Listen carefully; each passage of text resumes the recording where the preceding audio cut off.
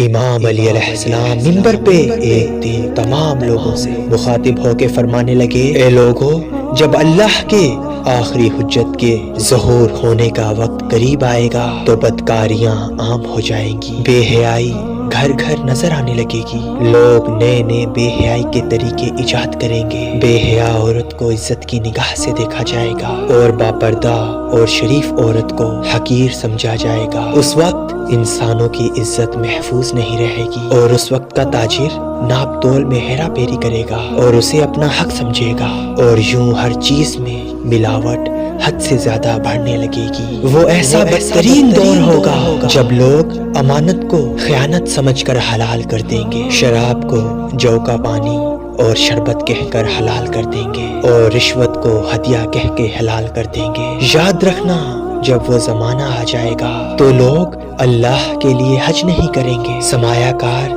تفریح کے لیے، تاجر تجارت کے لیے اور فقراء کھانے کے لیے حج کو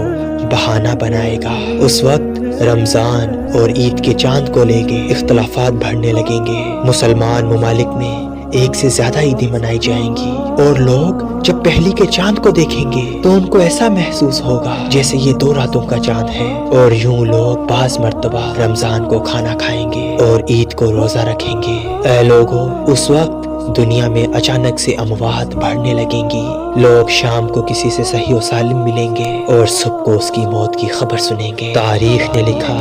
جب امام علی علیہ السلام نے یہ فرمایا تو سارے لوگ گھبرانے لگے۔ تو کسی نے پوچھا، یا علی، جب ایسی اموات بڑھنے لگیں تو اس وقت انسان کیا کرے؟ امام علی علیہ السلام فرمانے لگے کہ اس وقت انسان اللہ کے رسول اور اس کی آل پر کثرت سے درود بھیجتا رہے، کیونکہ جو انسان اللہ کے رسول پہ درود بھیجتا ہے تو اللہ اسے ہر قسم کی پریشانی اور مصیبتوں سے اپنی امان میں رکھتا ہے۔